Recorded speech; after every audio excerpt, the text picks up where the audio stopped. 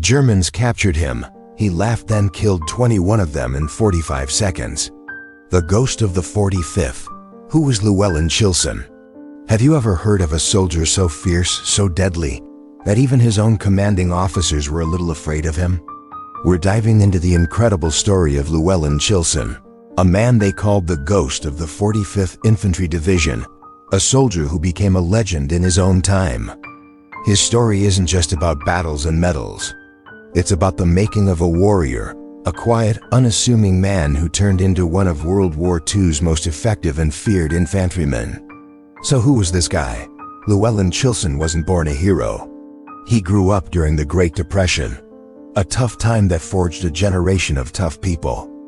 Born in Dayton, Ohio, he later moved to Kansas. Life was hard. He rode the rails as a teenager, looking for work, living a rough and humble existence. This wasn't an easy life. It was one of survival, where you had to be resourceful, quick-witted, and tough as nails just to see the next day.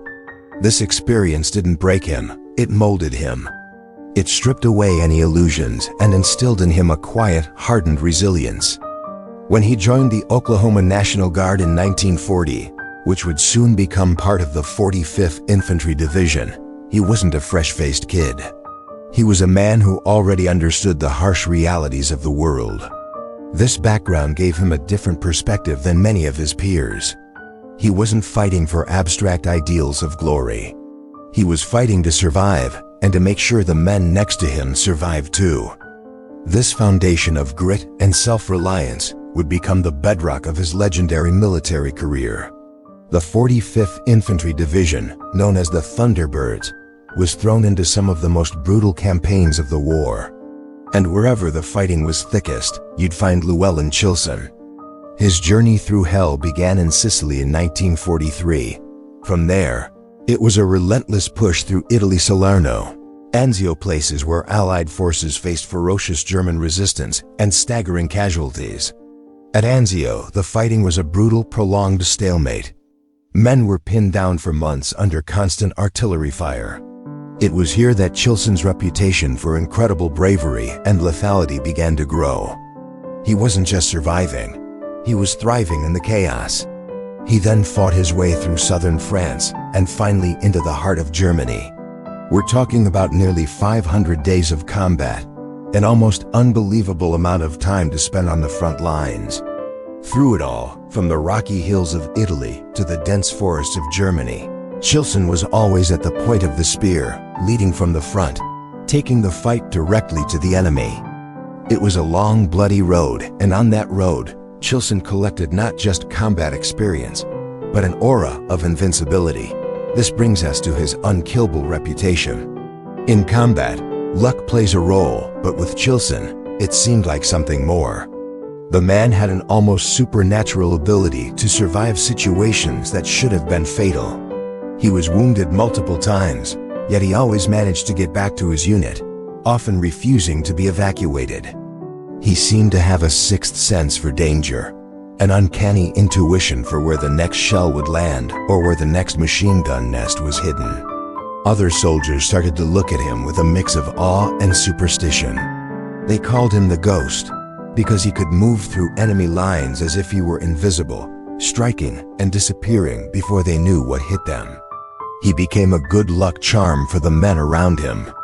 If you were with Chilson, your chances of making it out alive felt a whole lot better. This reputation wasn't built on a single act of heroism, but on a consistent pattern of defying the odds, battle after battle, day after day. It was as if death itself had tried to claim him and given up. Of course, this reputation wasn't just about luck. Chilson was a master of his craft, and his craft was violence. He was an absolute expert with the tools of an infantryman. His primary weapon was the M1 Garand rifle, and in his hands, it was an instrument of surgical precision.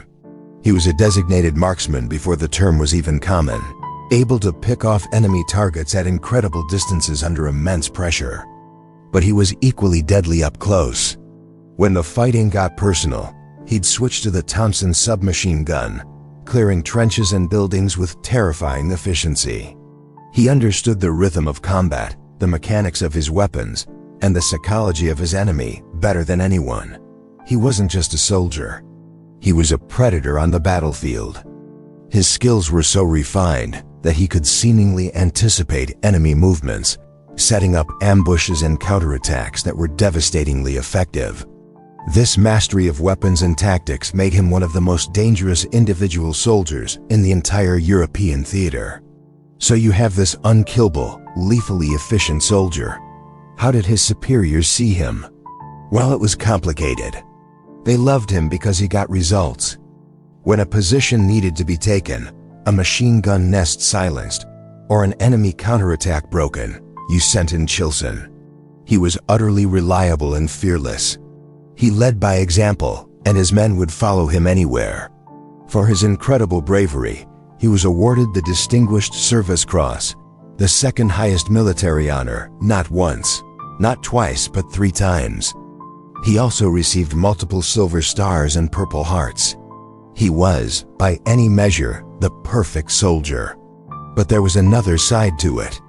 His superiors were also a little intimidated by him. Chilson was a quiet man. He wasn't boastful. He just did his job with a cold, detached professionalism that was unnerving. He operated on a different level, seemingly unfazed by the horror and chaos that broke other men. This quiet intensity, this aura of a man who had seen too much and become something more than just a soldier, made even seasoned officers feel a sense of unease. They respected him immensely, but they also kept their distance. He was their ultimate weapon, but he was a weapon they didn't fully understand. After the war, Llewellyn Chilson, the ghost of the battlefield, faded back into civilian life. Like many veterans, he didn't talk much about what he had done. He put the war behind him and lived a quiet life, passing away in 1981. His story is a powerful reminder that heroes are often the quietest, most unassuming people. They aren't the ones you see in movies, shouting and charging. They are men like Chilson, who faced the unimaginable, did their duty with terrifying skill, and carried the weight of it in silence for the rest of their lives. His legacy is not just in the medals he won, but in the countless lives he saved and the legend he left behind. The story of the unkillable ghost of the 45th Division. 45 seconds of hell, the counterattack. Imagine you're surrounded, outnumbered 21-1. Your enemies are seasoned German soldiers, and you're armed with just a pistol. For most, this is a death sentence. For Lieutenant Audie Murphy, it was just another day at the office. This is the incredible story of how one man single-handedly took on an entire German machine gun platoon and won a firefight that lasted less than a minute but would be remembered for a lifetime. It all started with a seemingly routine patrol in northeastern France. Murphy and his men were scouting a German-held position when they stumbled right into an ambush. Pinned down by a hail of machine gun fire, their situation looked bleak. The Germans had them surrounded, their weapons trained on the small American unit. As one of his men fell, Murphy knew he had to act fast, or they would all be wiped out. The Germans, confident in their superior numbers and firepower, made a critical mistake. They briefly shifted their attention, a split second of inattention that would cost them dearly. That was the opening Murphy needed. He saw his chance, a tiny window of opportunity to turn the tables. In what could only be described as a lightning-fast draw, he unholstered his Colt 45 pistol. Witnesses later said it was the fastest draw they'd ever seen in the entire European theater of operations. Before the German gunner could even react, Murphy was already firing.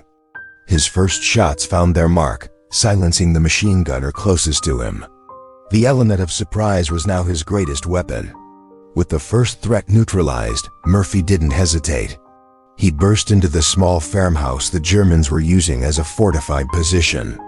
The room was packed with enemy soldiers, their faces a mixture of shock and disbelief.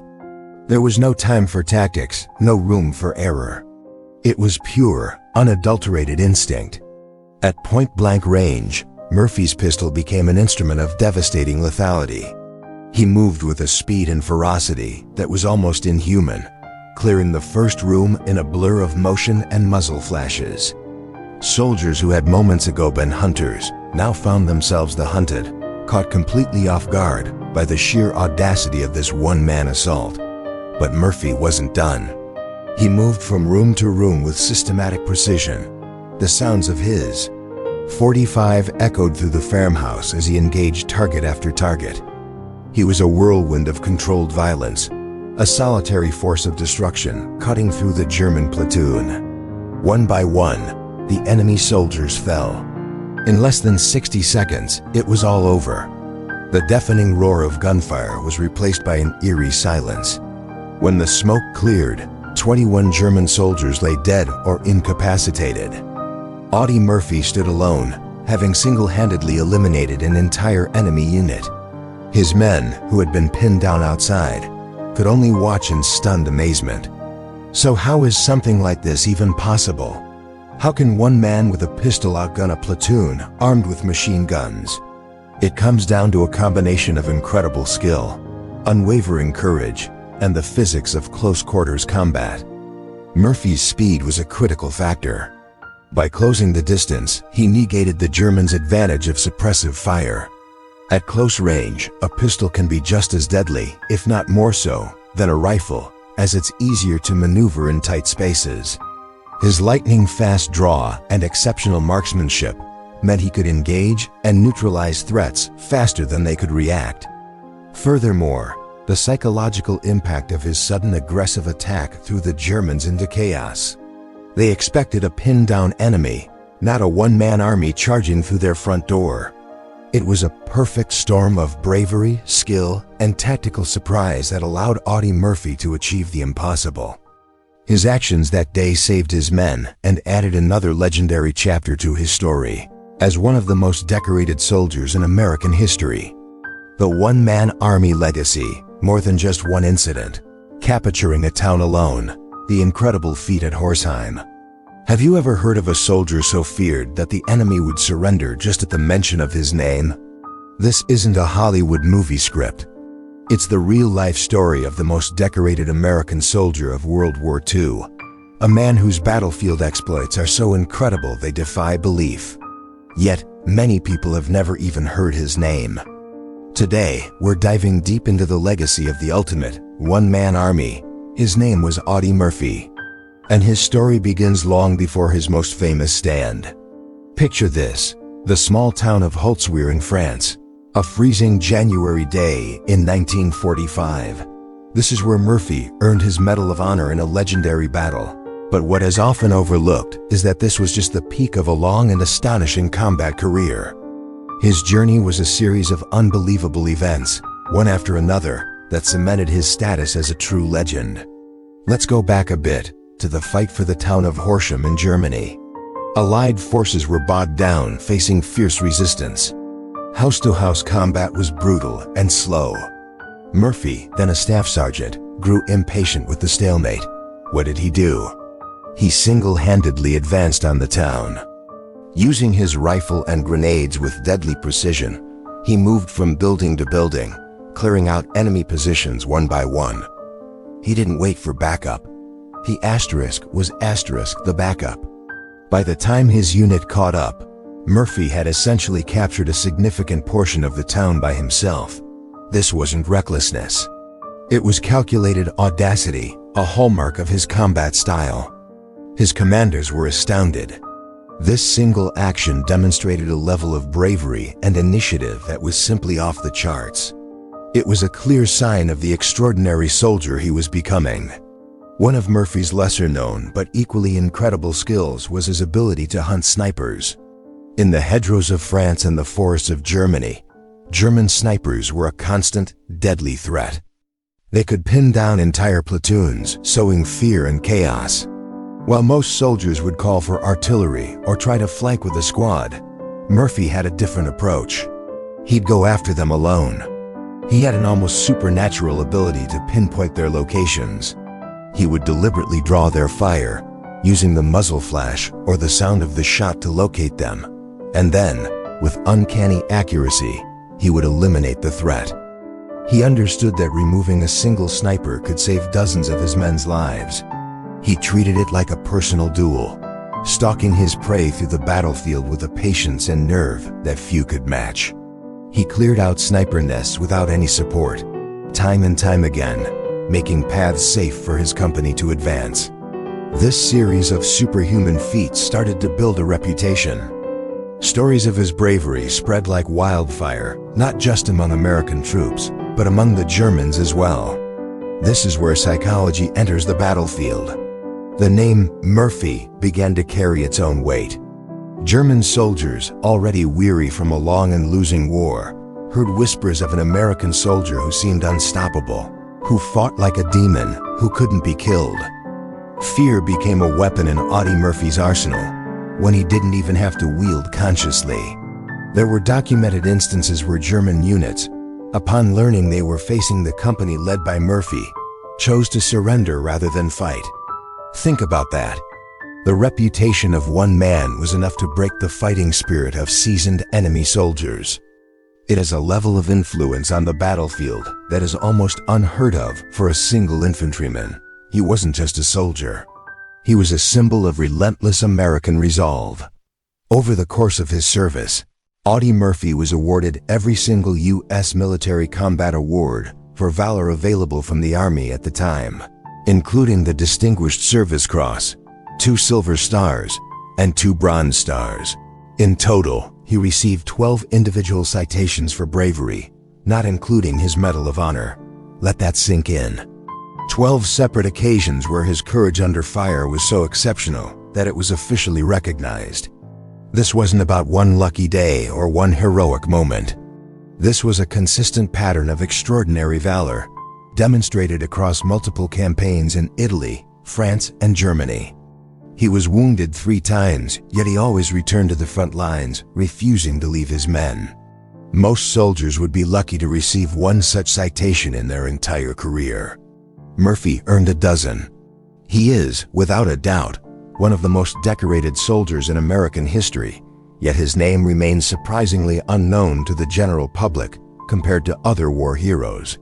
So this brings us to the big question, the Medal of Honor. Why did it take so long, and why was there controversy? The famous stand at Holzwihr, where he climbed onto a burning tank destroyer and single-handedly held off an entire German company for over an hour, was undeniably worthy. He killed or wounded an estimated 50 German soldiers, saved his unit from being overrun, and then led a counterattack while still wounded. It's the stuff of legends. However, some military historians and fellow soldiers believe that several of his previous asterisk actions were also deserving of the Medal of Honor. The incident at Horsham, for instance, or his solo assaults on machine gun nests. There is a theory that his commanding officers were hesitant to recommend him for the nation's highest honor multiple times, perhaps feeling that it would be unbelievable or that it would diminish the award. The bureaucracy of war can be strange. By the time of the Holzwihr action, his bravery was so undeniable and so spectacularly demonstrated that it could no longer be ignored. But it's fascinating to consider that the man who received the Medal of Honor could have arguably earned it on several other occasions as well. Audie Murphy's legacy is so much more than that one iconic image of a lone soldier on a burning tank. It's a mosaic of countless acts of courage, a testament to his unwavering dedication to his men and his country.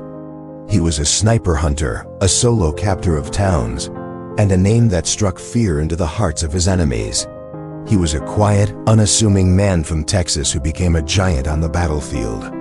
His story is a powerful reminder that heroes are often forged in the most brutal of circumstances, and that true bravery isn't about the absence of fear, but about acting in spite of it. The one-man army was very real, and his name was Audie Murphy. We should never forget the sacrifices he and his generation made. The psychology of survival. What makes a Chilson? Imagine being in a situation where every second counts, where life and death hang in the balance. For soldiers like Chilson, this wasn't a rare occurrence, it was their reality. This state is often called the combat trance. It's a fascinating, Psychological phenomenon where the mind enters a zone of hyperfocus. The chaos of the battlefield fades into the background, and all that matters is the mission. It's a state of heightened awareness, where training takes over and actions become almost instinctual. Think of it like an elite athlete in the final moments of a championship game. The crowd noise disappears, and they are completely one with their task. For Chilson, this wasn't about shutting down. It was about sharpening up. His mind would filter out non-essential information, the distant explosions, the shouts, the fear, and focus only on the immediate threat and the objective. This mental state allowed him to process information at an incredible speed, making split-second decisions that would mean the difference between life and death for him and his men. This wasn't a lack of emotion, it was a masterful control of it. Fear was present, but it was channeled into focus, into energy. It was a survival mechanism honed to perfection on the brutal anvil of combat. So what's happening inside the body during these moments of extreme intensity? It's all about biology. When faced with danger, our bodies flood with adrenaline. This fight or flight hormone is a powerful cocktail. It sharpens your senses, boosts your strength, and dulls pain.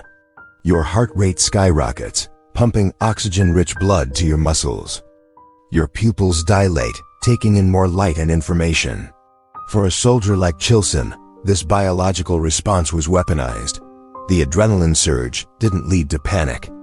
It led to precision.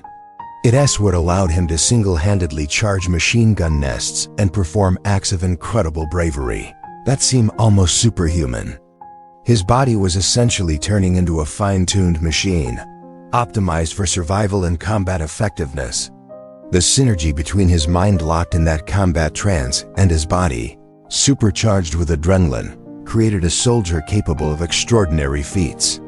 This wasn't just about being strong or brave in a general sense.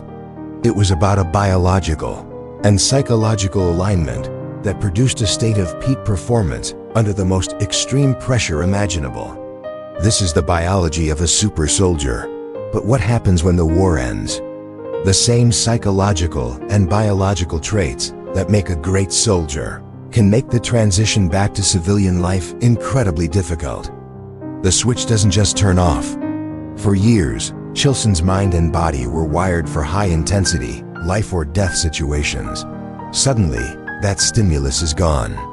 The quiet of a suburban street can feel deafeningly strange after the constant noise of the front lines.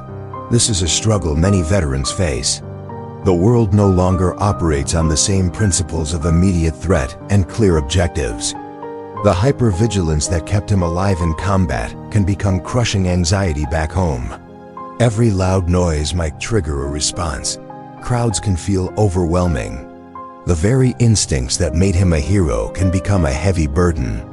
It's a challenging journey of recalibrating the nervous system, of learning to live in a world that is safe, a world that doesn't require a constant state of alert.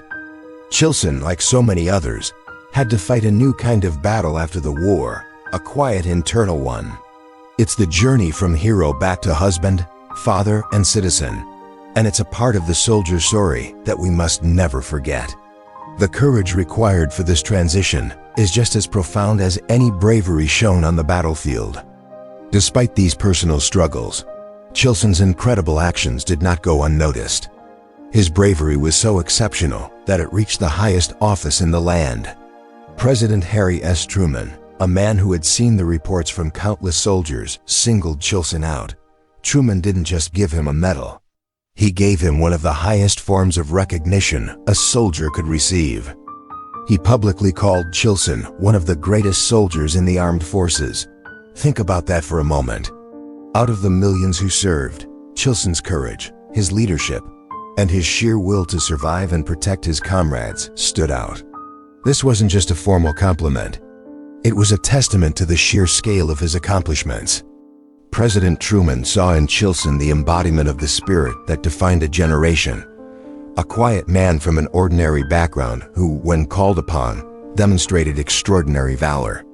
This recognition cemented his legacy, ensuring that his story of sacrifice and heroism would not be lost to time. It was a nation's way of saying thank you, of acknowledging that what he did went far beyond the call of duty. So when we look back at the life of Llewellyn Chilson, what is the final takeaway? His story teaches us that true bravery isn't the absence of fear. It's the decision to act in spite of it. It's a rebellion against the instinct to flee, a rebellion against despair, a rebellion against the overwhelming odds. Chilson faced situations that would break most people, yet he repeatedly chose to push forward, to fight, to lead. His life is a powerful reminder that within ordinary people lies the potential for extraordinary courage. Bravery is the ultimate act of rebellion because it defies our most basic survival instincts, for a higher purpose to protect others, to stand for a cause, to do what is right, even when it is the hardest thing in the world. Chilson's legacy isn't just in the medals he won or the praise he received. It's in the powerful example he set, showing us the incredible resilience of the human spirit. Thank you for joining me on this deep dive into the psychology of a true hero. If you found this story as inspiring as I did, make sure to like this video and subscribe to the channel for more content just like this. And hit that notification bell so you never miss an update. See you in the next one. The ambush, captured at gunpoint. It's April 1945. The war in Europe is in its final chaotic weeks. Allied armies are racing into the heart of Germany, a relentless tide of steel and manpower pushing against the last vestiges of the Third Reich. Every town, every forest, and every crossroads could be a trap. For the soldiers of the American 45th Infantry Division, the end seemed so close they could almost taste it. Among them was a man named Laddie Tipton, but this story isn't just about him. It's about his friend, Lieutenant Jack Chilson, a man whose quiet courage would be tested in the most extreme way imaginable. The 45th Division had been fighting for what felt like an eternity. They had landed in Sicily, battled their way up the boot of Italy, endured the brutal fighting at Anzio, and pushed through France. Now they were in Germany, just outside of Nuremberg, a city symbolic of the very regime they were fighting to destroy. The landscape was a patchwork of green fields and dark forests, deceptively peaceful. But the men knew better. The enemy was everywhere and nowhere, fighting with the desperation of a cornered animal. On this particular day, Lieutenant Chilson was tasked with leading a patrol. The objective was simple: scout the area ahead, identify enemy positions, and report back. With him were several trusted men, including his good friend, Laddie Tipton. They moved cautiously, their senses on high alert. The air was thick with tension, every snapped twig or rustle of leaves sending jolts of adrenaline through their bodies. They navigated through a dense patch of woods, the sunlight struggling to pierce the thick canopy above. The silence was unnerving. They emerged from the trees into a clearing. And that's when it happened. One moment they were scanning the horizon, the next, the world exploded. The sharp, terrifying crack of German machine guns echoed from all sides. They had walked straight into a perfectly laid ambush. There was no time to react, no cover to dive for. They were caught in the open, completely exposed.